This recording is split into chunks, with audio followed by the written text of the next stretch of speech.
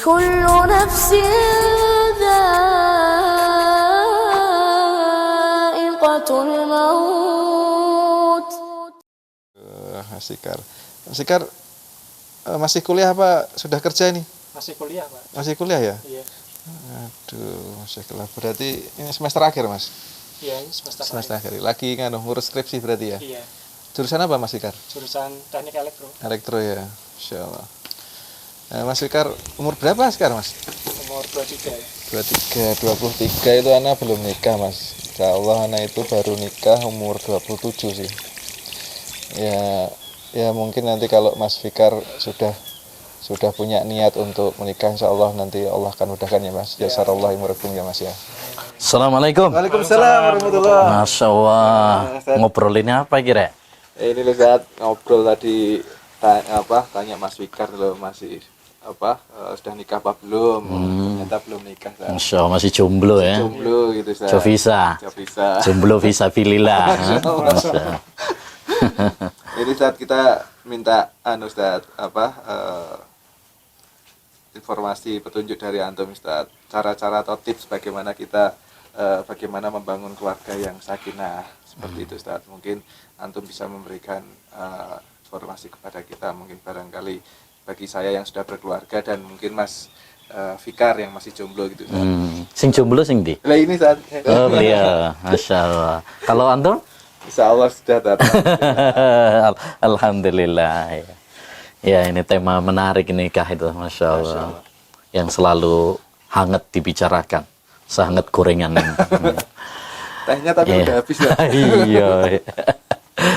Iya, apa ya, namanya rumah tangga itu kan memang tujuan intinya memang untuk mencari ketenangan, kebahagiaan. Wa min ayati an khalaqalakum min anfusikum azwaja litaskunu ilaiha wa ja'ala bainakum mawaddatan wa rahmah. Di antara tanda-tanda kekuasaan Allah itu Allah jadikan kalian berpasang-pasangan supaya saling mencintai, saling mengasihi, tenang. Itu tujuan nikah, tujuan berumah tangga. Dan Islam sebagai agama yang sempurna, sudah nata tuh. Ya, semuanya sudah dibahas, sudah dikasih rumus-rumusnya, kunci-kuncinya supaya pernikahan kita betul-betul rumah tangga yang bahagia. Karena memang banyak juga sih orang nikah terus ribut, ya, kacau rumah tangganya, ya. Sering kita baca berita-berita itu ya cerai dan sebagainya. Makanya kita perlu mengikuti aturan agama Islam dalam berumah tangga supaya rumah tangganya betul-betul sakinah mawaddah warahmah tadi. Karena Islam ini kan agama yang sempurna gitu. Kalau tipsnya sih sudah diatur ya dalam agama. Nomor satu tentu kita perkuat keimanan dulu. Kita perkuat keimanan kita bangun rumah tangga kita itu di atas keimanan.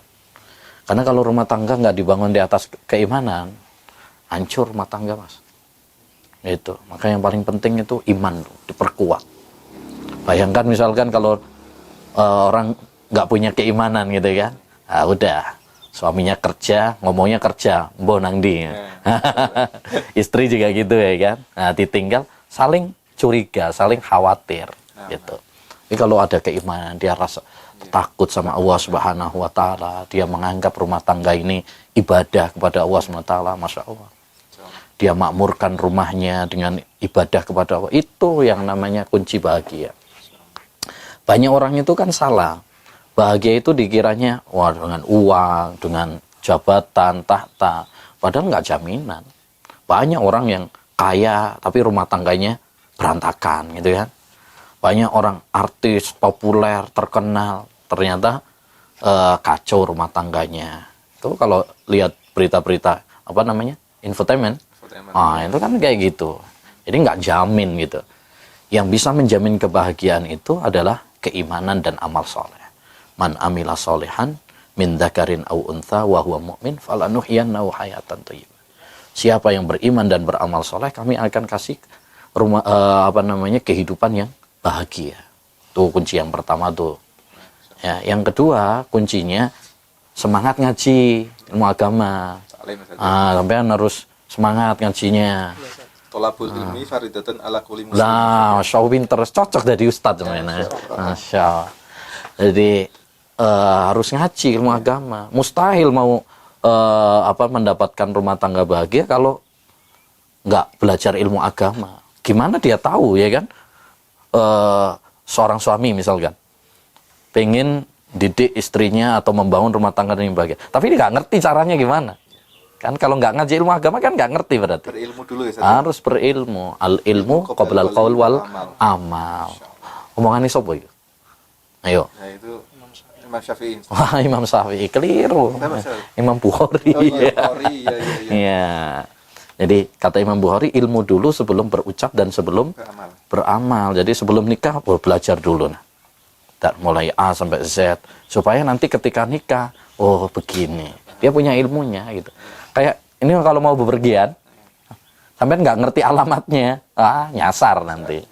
Nah, tapi kalau tahu ilmunya, oh begini, aturan agama seperti ini, enak, ya. Yang ketiga, tips yang ketiga, jalankan kewajiban dan penuhi hak pasangan kita.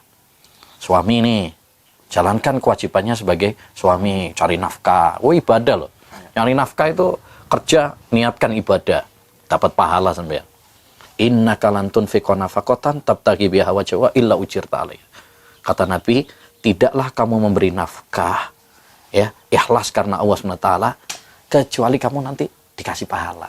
Jadi sampean kerja, wah ini niatnya apa? Cari nafkah ibadah gitu. Bukan cuma sekedar cari duit aja. Oh ini ibadah saya, ini pahala saya, ladang pahala saya. Masya Allah. Makanya nikah ini ladang pahala yang lama gitu ya. Nah, yang kedua juga didik. Ya, tugas suami yang paling berat itu bukan cuma cari duit aja. Ya, bahkan yang lebih berat lagi itu adalah mendidik, membimbing, menggandeng tangan istri, anak-anaknya supaya nanti bisa bahagia di dunia sampai juga di akhirat. Itu yang paling penting juga. Ya ayyuhalladzina amanu qu anfusakum wa ahlikum nara. Iya. Wahai orang-orang yang beriman, jaga diri kalian dan keluarga kalian dari api neraka. Dididik, dibimbing.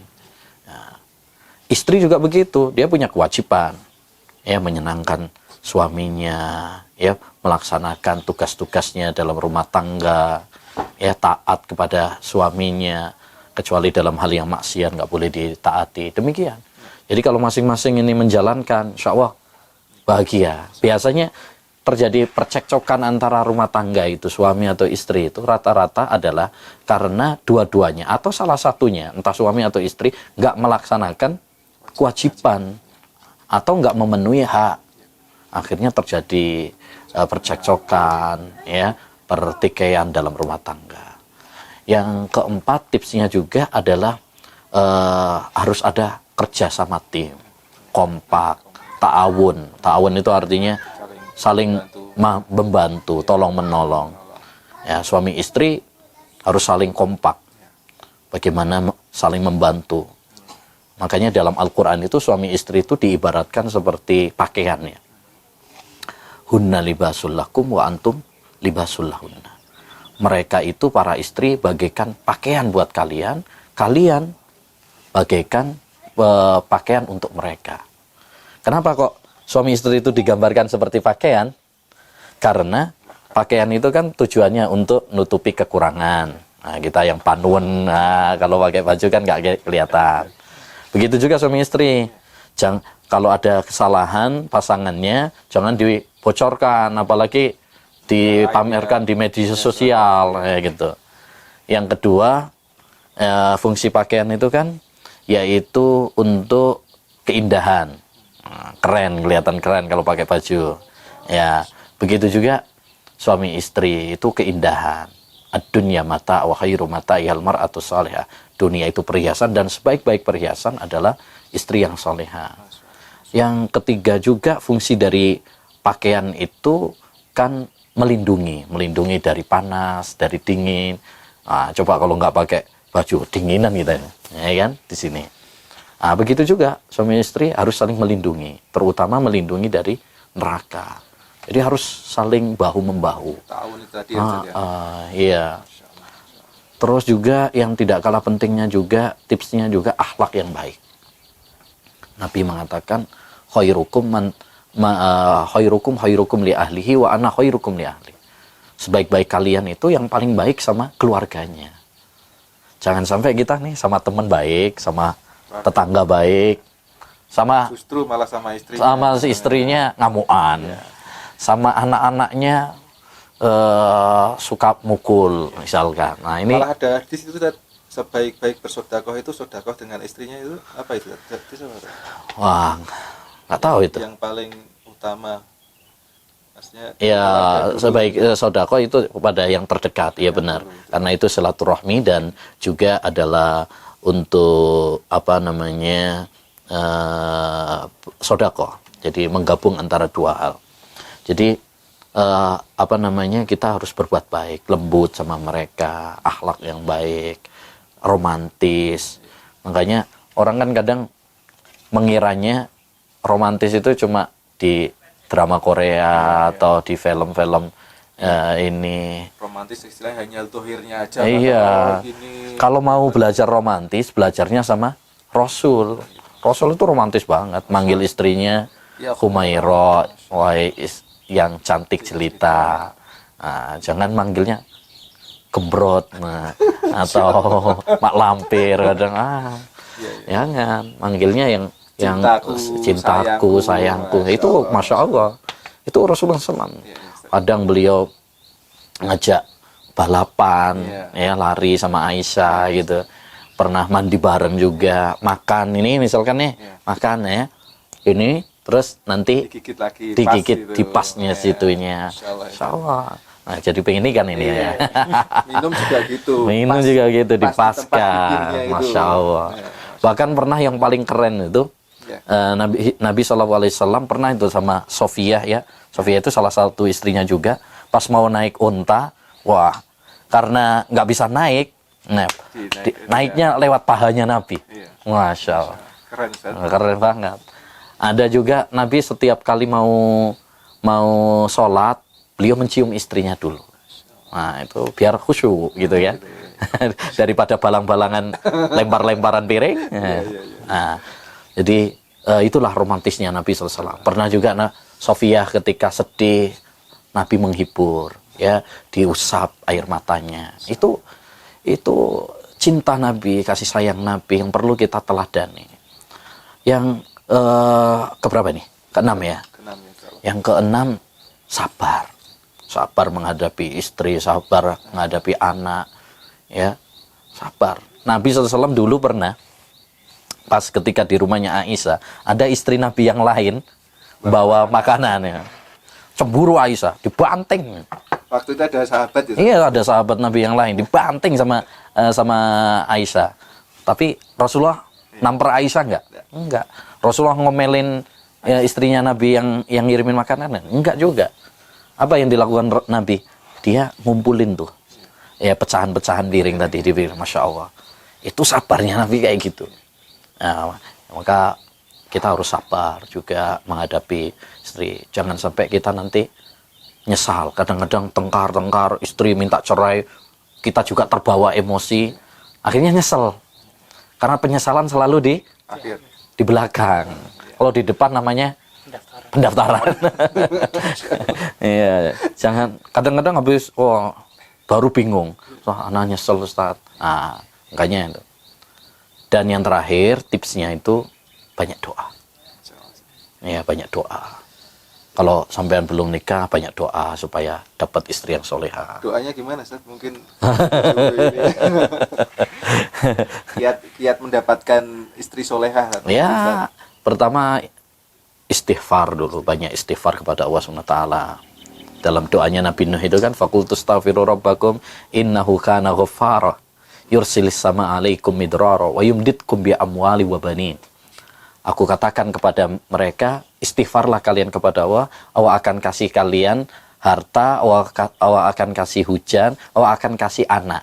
Nah, kalau kasih anak kan berarti mesti istri. Nikah dulu ya kan. Nah, berarti makanya kunci supaya cepat dapat jodoh itu salah satunya dengan memperbanyak istighfar. Terus kita memperbaiki diri kita, karena jodoh itu sesuai dengan kualitas kita. Ya, kalau kita baik, memperbaiki diri, insya Allah Allah akan kirimkan kepada kita ya orang yang baik juga. Nah, laki-laki yang baik dapatkan istri yang baik. Begitu insya Allah seperti itu. Nah, jadi banyak doa kalau belum punya jodoh supaya mendapatkan istri yang soleha. Kalau kita sudah punya istri, kita berdoa kepada Allah SWT supaya istri kita, anak-anak kita menjadi penyejuk mata. Kan ada doanya. Rabbana hablana min azwajina wa dzurriyyatina qurrata a'yun waj'alna lil muttaqina imama. Ya Allah, jadikan istri kami, anak-anak kami sebagai penyejuk mata bagi kami. Ya, kita doa supaya kita bisa nanti kumpul dengan mereka di surga. Nah, itu kebahagiaan yang mantep itu. Cita-cita. Nah, iya. Kita jangan cuma sekedar kumpul di dunia saja. Yang paling penting itu bagaimana nanti kita bisa kumpul di surga. Ya, bisa loh. Ya, nanti kita bisa kumpul dengan keluarga, orang tua kita, anak kita, istri kita, asalkan kita beriman dan beramal soleh. Walladzina amanu wattaba'atsum dzurriyyatuhum biiman alhaqna bihim dzurriyyatahum. Surat At-Tur ayat 21. Orang-orang yang beriman, kemudian anak-anak mereka juga beriman, nanti akan kami kumpulkan nanti di surga. Itu reuni yang mantap luar biasa itu. Kita aja kalau udah lama baru berapa bulan karena corona nggak ketemu, terus ketemu aja udah senengnya minta ampun bisa ketemu gitu ya, apalagi nanti kalau di surga. Ya itulah tips-tipsnya untuk supaya mendapatkan rumah tangga yang bahagia. Semoga bermanfaat insyaallah. Jazakallah khair Ustaz. Insyaallah semoga kita ini, mungkin saya yang sudah berkeluarga tetap diberikan keistiqomahan Ustaz. Amin ya, sama-sama kita sampai juga doain Nana juga rumah tangganya bahagia. Ya, nanti Mas Fikar juga segera diberikan cepat ya Mas ya. Insyaallah. Insyaallah. Banyak akhwat kok. Insyaallah. Ya, siap.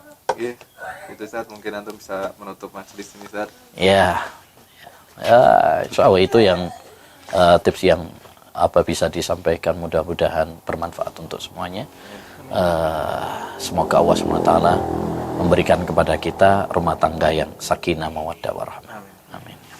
Assalamualaikum warahmatullahi wabarakatuh.